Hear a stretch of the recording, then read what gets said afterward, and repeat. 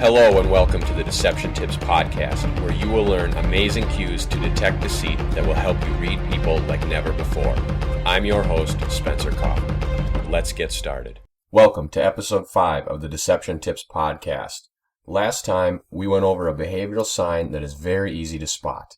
In addition, when you see it, you can be almost certain there's some form of deception going on.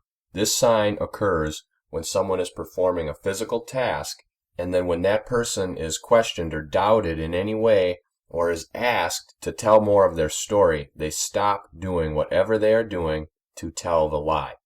This is because a lie is a conscious effort. They have to think about it, they have to plan for it, they have to prepare it. Lies are very stressful for the physiological responses of the human body. When someone is doing some form of simple task, that task is usually an unconscious task. It's something that they do often enough, so often that it becomes habit. It's a form of habit for them. Therefore, when they recite this rehearsed lie, the lie that they had to think about consciously, their unconscious stops doing that unconscious task because, as we've talked about before, the unconscious is very, very truthful. So when the conscious tries to sneak out a rehearsed lie and the unconscious is busy doing some kind of unconscious task, it stops that task because it's trying to catch the conscious's lie. It wants to leak some form of nonverbal behavior. What's ironic, though, is the fact that the unconscious stopped performing a certain task is a form of leakage in and of itself.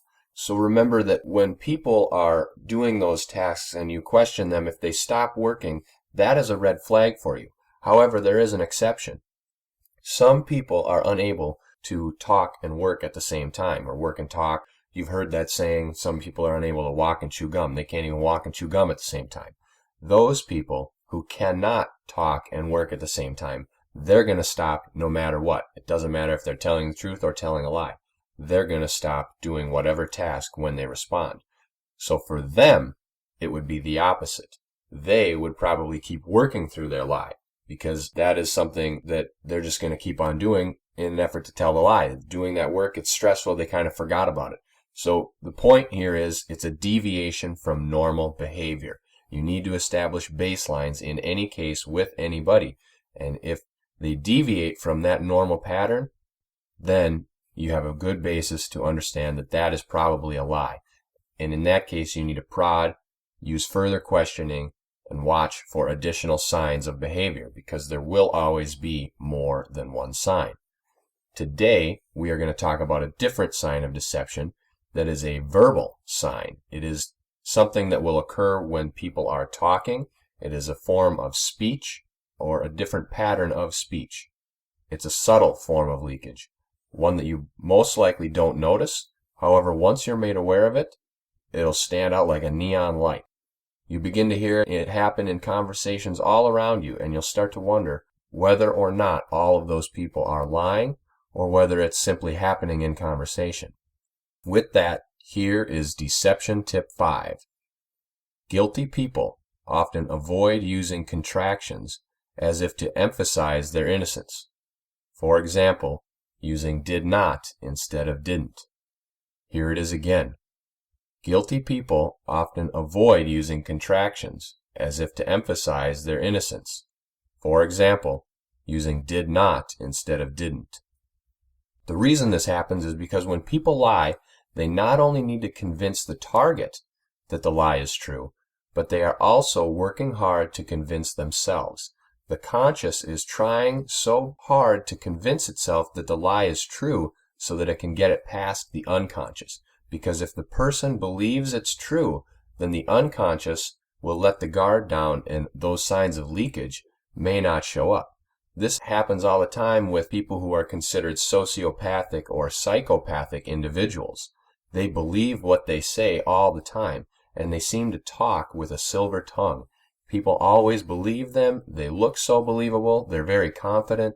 They never show any signs of leakage. This is because they believe their lies. And that is a big red flag for anyone. If you start believing your lie, you know there's a problem.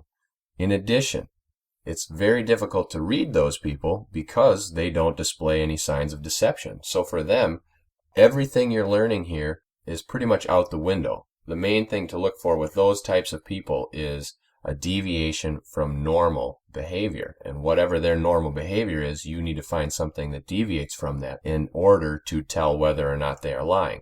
The good thing for you is there aren't many of those people out there that are that pathological or that, let's say, sick, because they are sick. They're sick in the mind. They need some form of treatment. There's something wrong with them, a screw loose, as you would say. Many people are borderline there, or they're not quite sick yet. They're unhealthy. Those people will display the signs. 90% of the people out there, you will be able to see this on. You'll be able to see all the signs on if you look for them. When it comes to speech patterns, we typically talk using the path of least resistance. This means we say things fast. Oftentimes we don't enunciate enough. In addition, we tend to slur our words together to try to make it easier for us to get our message across and communicate with people. This is why when you learn another language, it always sounds like they're talking so fast, like you can't understand them. But it's the same for them when they try to learn our language. We talk fast. It's human nature. We speak with, like I said, the path of least resistance.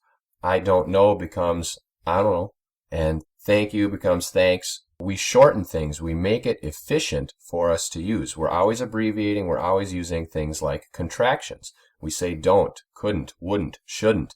This is because we want to get our message out as quickly and as easily as possible. Most of the time, it's because people like to talk, and if they shorten things up, they can say even more, which is interesting because in our everyday conversations, we're trying to get the message out as fast as we can. When we lie, we're under an immense amount of stress, and our body is under stress, our mind, there's a lot of anxiety and pressure. Usually liars try to get the lie out as fast as they can. And this happens all the time. In many of the other behavioral signs, liars try to get lies out as fast as they can. So this is interesting that liars tend not to use contractions, because you would think that a contraction would help them with their lie. Well, the reason they don't use them is because the unconscious puts that in there as a sign of leakage. It's almost as if there are two separate entities battling each other, and they're actually entities like two different people, when in fact they're one being of the same person. The unconscious knows that typically we try to talk and we use contractions, so it splits up a contraction when the conscious is trying to tell a lie. You've heard this before. I didn't do it. I did not do it. We've had a few famous presidents say things like that. I am not a crook. We'll get a soundbite in here. Well, I'm not a crook. I've burned everything I've got. I am not a crook. You see, he should have said, I'm. In addition, how about Willie? I did not have, you know the saying. I did not have sexual relations with that woman. There are a lot of people, when they lie, they put emphasis on the words that are hopefully going to prove their innocence. I did not. That's a statement of innocence. That is why they tend to split up the contractions, because they think that it's going to put more emphasis on the fact that they are innocent. They did not do it. But what they don't know is if they just say, I didn't do it, it sounds a lot more believable. It sounds a lot more natural. Because we use contractions in everyday speech, when we don't use them, it sounds a little different. It's a little odd. And now that you realize this and notice it, now that I've told you, you're going to start noticing these everywhere. I've got a few more examples for you, as well as some more of the rationale behind this, coming up after this. Have you ever went to purchase a vehicle or appliance and weren't really sure if the salesman was telling the truth? Now there's a book that will help you spot the telltale signs of lying. It's Spencer Kaufman's A Guide to Deception. Grab your copy today on SpencerKaufman.com or any major retailer. Listen to this sentence. I didn't steal your car. Notice how it simply flowed off the tongue. It was easy to say. It was easy for you to hear. You didn't think anything of it, nor should you, because it's the truth. It sounded true because it sounded natural. I didn't steal your car. You still have your car, hopefully. No one has stolen it. It wasn't me. It sounded natural. I was confident in saying it. That's all there is to it. Now, listen to this sentence. I did not steal your car. Notice how it sounded a little bit staccato-like. It was broken up. I did not steal your car. Why did he say that extra not? What was up with the emphasis. It should have been, I didn't steal your car, and now you say, I did not steal your car. There's a lot of emphasis on that word, and that's just how it came off the tongue. I didn't even stress those words. But because it's there with the not and did not, they sound off because we don't speak like that. You clearly heard the words did and not. They were the main focus of the sentence. It sounds like this because it is completely unnatural. It isn't as easy to say did not as it is to say didn't. Didn't comes off the tongue. It's easy to say. So are all contractions. Contractions are easy to say, whereas when they split up, it's more work for them to say it. This is very interesting, as we said before, because liars try to get it out as fast as they can. They want to tell their lie. That's what they've planned for. They've prepared for it, or they're just telling it spontaneously as a form of protection. They want to convince the target, and they want to convince themselves. This is why they split up a contraction. By avoiding the use of contractions, they are adding additional emphasis and stress on those words. They're hammering home their point, their confession of innocence in their mind. They're consciously reinforcing the statement of the lie. The conscious thinks it has everything figured out. In reality, it has no clue what is going on.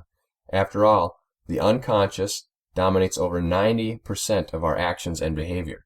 A lot of figures say that it's 70%. It's a lot more. Think of all the things that you think about. It's 70% in conversation, but you think about a lot of things in your mind, unconsciously and consciously. Our body, our world is ruled by our unconscious. Think about this. You don't have to consciously think to breathe, walk, move, hear, beat your heart, swallow, etc. All of this stuff happens involuntarily, unconsciously. That alone should prove that the conscious cannot be trusted 100% of the time. When it tries to lie, the unconscious always knows better. The unconscious of the listener knows better as well. So the target hears this unnatural speech that the unconscious of the liar slipped in there. And something's off in the target's mind. They say, what's going on? Something just doesn't sound quite right. The target hears that, and at first they may not think anything of it. But now that you know and realize and understand what it means, it will stand out to you instantly. It'll stand out like a sore thumb. Of course, if you start hearing the lack of contractions, you need to remember that it isn't a sure thing that someone is lying. He or she may be telling the truth. They may simply talk in a manner of not using contractions because maybe they were an essay writer and they needed to use more words. And by splitting up each contraction, they got 2 words instead of 1. So they developed a natural habit of writing that way. You never know. There could be any form of explanation or circumstance. This is why it is important to look for patterns and clusters of behavior, because there will always be more than one sign. So stay vigilant and use the signs that we've already gone over and that you've already learned as entry points for further questioning to see if there are any other signs of deception. There will always be more than one sign. I want to thank you for listening to this podcast. I encourage you to share it with your friends, subscribe to the feed, follow the Deception Tips blog, take a look at the books I have available. And as always, tune in next week for a new Deception Tip.